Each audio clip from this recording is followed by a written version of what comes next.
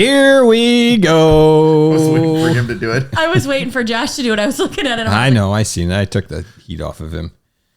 Here we go. Here we go. Talking about. There you go. Here we go. Talking about our environment today and how it affects us positively and negatively, and really how it shapes everything that we do almost. Between when we're going to mostly talk about nutrition today, but we'll get into how it affects other areas of our life, and just being mindful that your environment really does impact a lot of things. So we're going to get into it and start with the nutrition. And do we want to start with the positive effects of environment or the negative preference? I don't have a preference, but I guess let's just start with, I guess we're going to start with the negative, I guess. Like when we're setting our, if you're not setting yourself up for success, you're setting yourself up not necessarily to fail, but if your environment is not set up in a way to help you make better choices or to help you succeed in your nutrition, that's in your control, right? It's 100% in your control to have your environment, your home environment, in a way that helps you make better decisions. Yeah, or make the decisions you want better. Easier. We don't even have to use better, just make the decisions you want easier to do. Yes. So, for example, I actually just had this conversation with a client just right before we came in here. I was at Walmart on Monday, just picking up more fruit. I'm going there again today to pick up more fruit. I like to pick up fruit to set up my environment in a good way. But I happened to walk by some Easter candy, and I saw these cute little chocolate bunnies. They're dark chocolate sea salt caramel, right? Yummy. And I'm like, oh, the kids will like these. Right. Tina will like these. Well, so this is funny. If my family listens to me record this and this comes out next week, those will probably be gone. But I didn't get them for anybody else. I got them for me. Right. And so my point is that I consciously made that choice to bring that into my environment. So guess what I've been thinking about in my cabinet? Those cute little bunnies. Those chocolate caramel bunnies, sea salt. And if I hadn't brought those into my environment, I would not be thinking about them. I certainly wouldn't just drive to the store and buy them. But because I brought them there, now they're on my mind. So have you guys ever brought a food into your house and been like, if it wasn't there, you probably wouldn't eat it. But when it's there, it's easy to just be like, oh, I'll just have a little bit more. I'll just have that. This is perfect timing. Just finished 3 weeks of it. Has it been 3 weeks since I did that race? Yes. It was just 3 weeks on Friday. So I did that race. I bought a bunch of junk food for the run that I thought I was going to eat way more Oreos that day than I did. I wasn't able to go through the entire package of them in one day like I kind of thought I might. So I was like, could have thrown them away, but I didn't because I like a good double stuffed Oreo. So they've been in our cabinet for the last 3 weeks, and yesterday was the final one. They're gone. Me and Colton took down the last two. Did you at least have them with some milk? Oh, every time. Okay, good. To me, it's a lot about the milk, and it's not that I even overdid it at any point. Like I would have one a day, or hence the whole package lasts me for 3 weeks. But I haven't had Oreos in our house in probably a year, two. Probably the last time Deanna made a cheesecake that required it, and then there's a few left over. But almost every day I sat, and every day I would have an Oreo at some point. It's only because it was there. If it wasn't there, it wouldn't even cross my mind. I do think that's a good example, though, too, of how Jeff's environment was not necessarily set up for success, but I mean, kudos that you guys made it last that long. And yeah, I mean, there's actually, there's a win in there that you did have them in there and you weren't just like, oh, I need to get these out of my house as soon as possible. Again, have I ever said that to myself before about a food that I've maybe don't look at as really nutritious? Like, well, I'll just eat it all really quickly over the course of a few days. That way it's gone. Yeah, I don't really know which one's better. Like if I just blast through it in 2 days and just be over it, or is having like almost now they're like, I don't think there will be that expectation, but I think, it almost could be worse. Like now it's just a habit that I get something sweet opposed to like, let me just destroy these things and they're gone. And it's not like I would go buy another bag.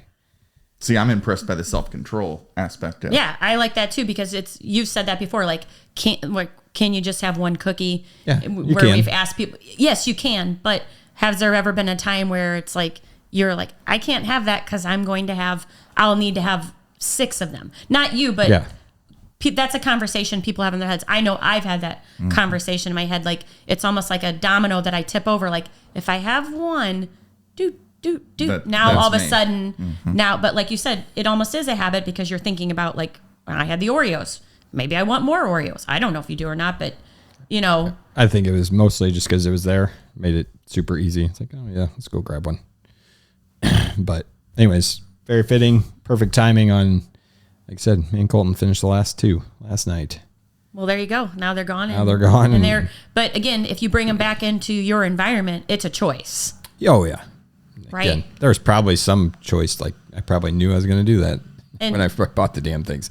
Sure, I could have bought a smaller package. He planned Maybe this I don't whole even know. race around those Oreos. He told me about the Oreos, and I was thinking we'd be there so long that I would eat some. I blame my Oreos, friend and Ryan. I didn't eat any. Blame my friend Ryan. He always brought them when we did the KD82. He'd always have a pack of Oreos, and it just now it became a thing I do when I do long runs. So, Eat Oreos. Josh, since you meet with most of our nutrition, not most of them, you meet with all of our nutrition clients. Have you ever looked at someone's food log and they've had maybe like more than you'd like to see of sweets? Did you ever ask them like, hey, so where did you get these? Where, that's probably sure. a discussion you have quite often. Yeah, I had it twice yesterday, as a matter of fact. And I mean, it leads perfectly into what we're discussing. I mean, they've gotten used to having those things in their environment, and having one a day or having one small thing a couple of times, 2-3 times a day, it just gets built into your environment and you don't even notice it anymore. So like you're walking through the grocery store and you're like, oh, there's that thing. And it's like poof, right in the cart. Yeah. Right. So I guess I was talking about, it's in your control and you can be intentional or unintentional about it. But eventually if it becomes a habit, as we know, we want habits to become so automatic so that they're easy. But that's a habit that maybe we don't want to become automatic, Sure. that we're bringing foods into our environment that aren't necessarily going to contribute to the success of, let's say if we're on a nutrition journey where we're trying to improve our health or even lose weight, that type of behavior is not going to contribute to perhaps the success we're looking for. And we don't even realize why, because we're so used to just having that thing right there, easily ready to go.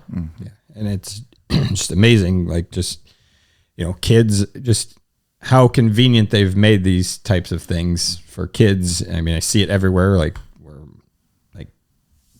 no matter where my kids go, it seems like there's always snacky foods everywhere they go, like that people have to give them. No matter whose house we're at, it's like, here's here's our snack list. cabinet. Here's a snack cabinet. Yeah, whole cabinet full. Or hey, we have a candy cabinet. What?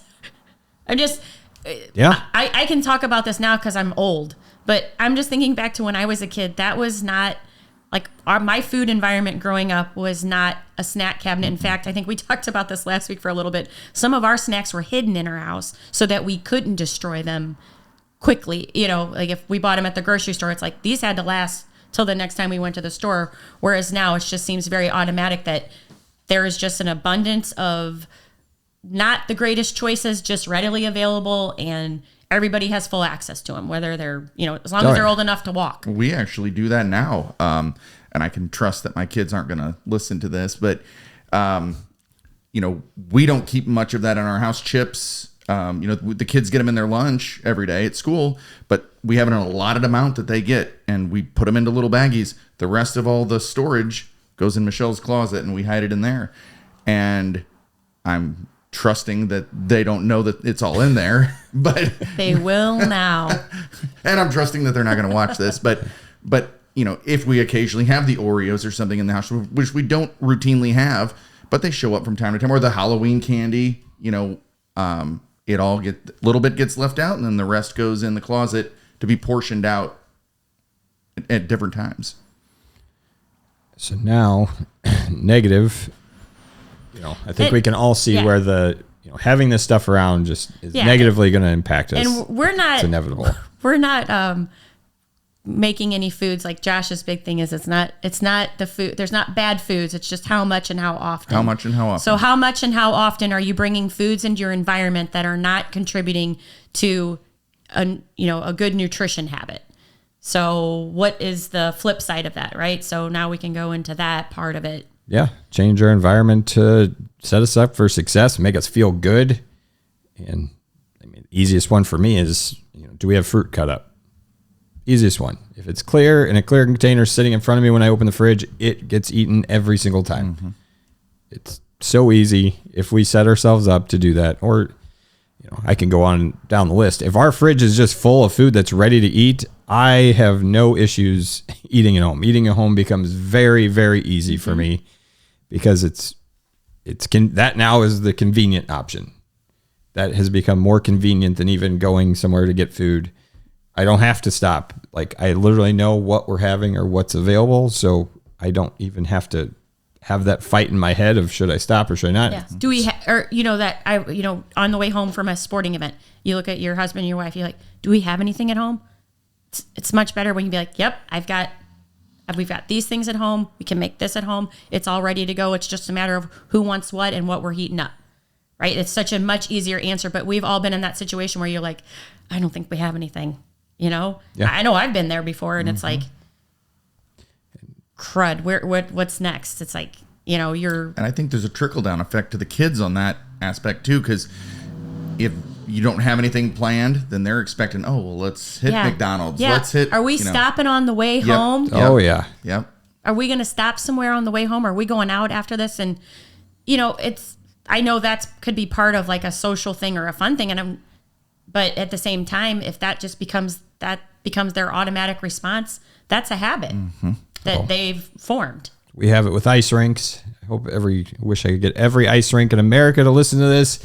Get rid of the slushy machines. There's no talking a 4-year-old out of a slushy. I want my swashy. I gotta have my swashy. Yeah. Oh, I have to hear that multiple times a week, and having that fight once, because we've given in once or twice. Now it's just become an association with the ice rink is slushies. To go along with just, what comes automatic in the environment you set yourself up at. So on the flip side of me buying my chocolates on Monday, like I said, I was there buying fruit. So this is a very positive effect for me on my food environment, and it does involve fruit. The reason I was there on Monday is because I had stocked up on fruit on Friday, and it's not that I love going and buying fruit every few days, but it's just freshness plays a role, and my kids are eating the heck out of fruit. So I don't mind going back to the store today to make sure that I have more fruit for them to have, because the environment is there for them. Yeah, I could put out a plate of cookies, or I could put out a bowl of candy, and they're going to eat it. But guess what else they're going to do? Like Jeff said, if I have fruit ready to go, it's washed, it's clean, it's ready, they can grab it. That's what they're going to eat. And to me, that's a huge win, even if it means I have to go to the store more often. So setting my environment up that way, it's a win for me. It's just a win. I agree. We're very much the same way. Another win for us that we've probably, I guess, over the last year that I've noticed is that having our groceries dropped off on Friday has, I would call it environment, because now we have a house full of fresh groceries on Friday, has decreased how much we want to go out to eat on Friday. When we used to do it on Sunday, it's like, well, 5 days later, you're out of stuff. It's Friday, so let's just go out to eat. Now it's like, we have all this new stuff. All I have, and we generally would make something a little bit nicer, like get steaks or whatever. Because you have more time to cook it too. A little more time to cook it. So it's not that rush, like, it's out of a container. We made it on Sunday. I guess we'll eat it. It's left over. But no, now it's more of an experience. Like, what's something good we can make? We have time.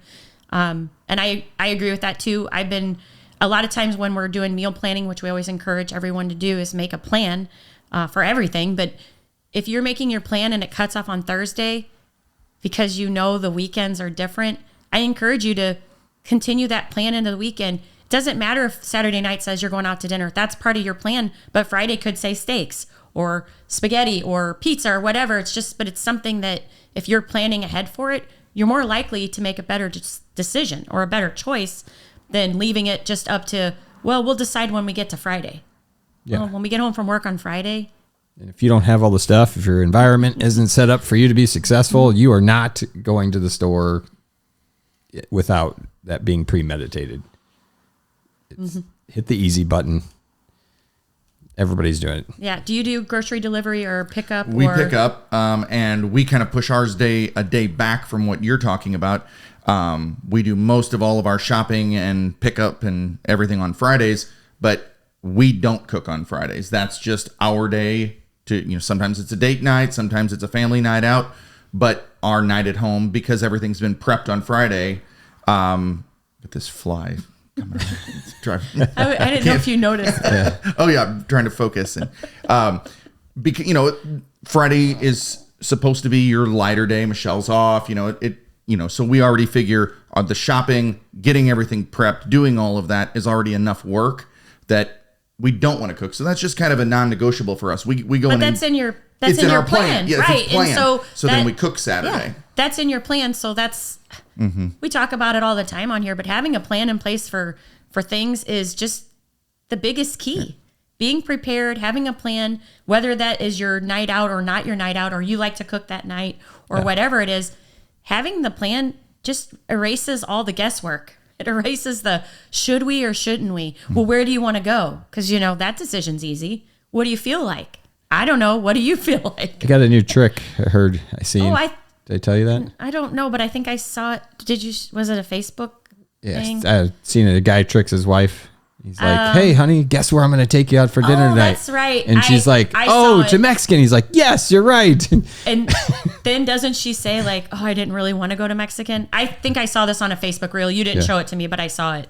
He was a guy saying that I don't think it's going to work. I'm going to try it for sure. I think somebody said they did it to like their mother-in-law, and then that's where it backfired. She's like, I really didn't want to go there. No, that's okay. But yes, having, all this to say, having a plan, being prepared, having your environment set up to serve you in a positive way, to make things easy, to make choices easier, it's just going to make it easier. I don't know how many times I could say it. 50 times? Yeah. 100 times? I could say it a lot. Good. We counting?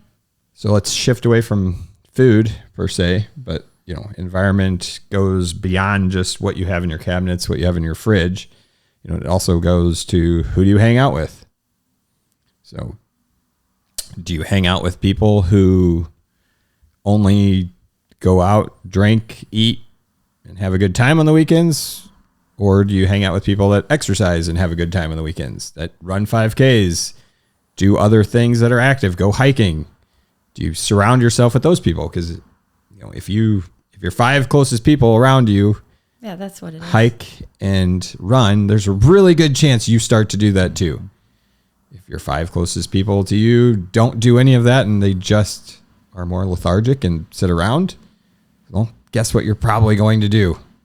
Sit around. So changing who you hang out with is part, it's a huge part of your environment.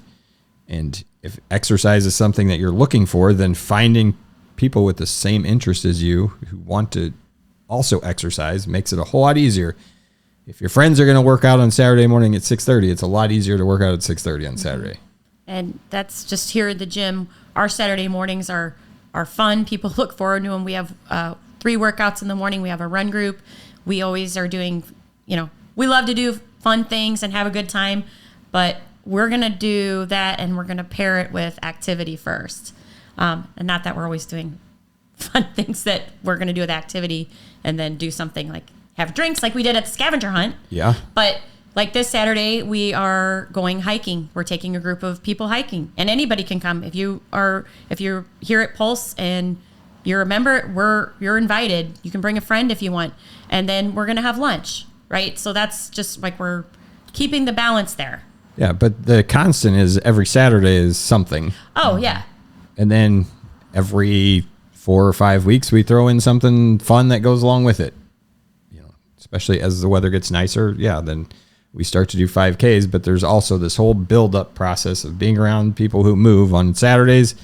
And that's all we do is move, and then we go about our days. But then we schedule certain days where, we're going to make a full day out of this thing.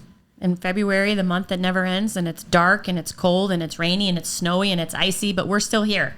And everybody in this environment is having a good time, moving and happy, excited, and you leave and it's like, yeah, it's crappy outside, but man, we did it anyway. And then we get these good times, like with the weather's beautiful and we do the same thing. And it's like, oh man, you walk out and, you know, life's just good. You feel good because you moved. You're around people who are doing the same thing. It really does make a difference. Because if you just stayed at home in your bed, and I'm talking to all of you people who text me sometimes on Saturday mornings and say, oh, I just woke up late. I'm talking to you. I guarantee you, if you just get up here and come in, you're going to feel better. And I actually have said that to a couple people before. I'm like, I'll look at my watch and I'll be like, you can make it. Still time. 10 minutes late, they show up smiling, ready to go. And it's like, yeah, you can. Mm-hmm. So. Where else does environment pop up? I mean, it's everywhere. I'm just trying to think of, you know, specifically. I mean, it could be work. It could be, you know, like even just think about attitude. People who have, like, when you're around a bunch of people who generally speak highly of other people and compliment other people, you start to compliment other people. Yeah, and if you're around a but group if of you're people a bunch of negative people, holy shit, can they drag you into that shit storm of just negativity and dragging people down? And then now you're talking negatively about somebody just because the 5 other people were talking negatively about somebody. So, I mean, it really just goes full circle. Like everywhere in your life, your environment's going to affect how you respond to really anything that you want. And it's just a matter of reflecting and am I responding the way I want to or am I not? Was that a good choice or a poor choice? Whatever. And you could probably look at your environment and that will have some effect on whatever it was that you did. Yeah, and if you're not, you know, if you're having a crappy day and you just feel kind of drugged down, most of us can kind of replay in our minds what has happened over the past, you know, several hours of that day and just be like, what was my environment like that I was in that I am feeling this way, whether it was at work because you were around something negative, whether it was you made a poor nutrition choice at breakfast, whether your sleep environment was poor the night before. We can all go back in time, and if you're aware and if you're willing to do that work, you can dig into these places where your environment is not setting you up in a positive way. But you have to be willing to go there. Yeah, gotta be willing to look at versus just sitting there and being like, this is just how it is. Is this TV on at night really a positive thing for my sleep? Do I need to be on Instagram this long, looking at funny videos? Scrolling, really stress relieving for me. How long is it going to take me to figure connections out? Days, sometimes. Good thing they only give me 24 hours. But, you know, bottom line, our environment is everywhere. Work, home, school, family, kids, everything. Like there's environments that are set up that are either serving us in a positive way, or we can look at them and figure out what isn't. And so just encourage you today to, if you're listening in, look at your environments and see how you're feeling and see if there are some changes that you could make to improve how you're showing up to places based on what's going on. Yeah, just pick one thing. Pick one area this week and tell us about it. I'm going to pick my area that I'm going to work on in my environment is my work environment. I'm going to work on just how I'm showing up to support Jeff and Josh, how I'm supporting them and making sure that I'm doing all that I can do to make sure that this work environment is running positively and smoothly so that we're all in alignment and making good choices. I couldn't agree more, Tina. Me neither. I'm feeling there's an underlying jab there. Yeah, I feel slightly attacked, and you're going to have to wait till the next episode to find out what in the world Tina is talking about right now and why I feel under threat. Yeah, my environment is definitely under threat here. Yeah. So change your environment if you don't like what you're getting.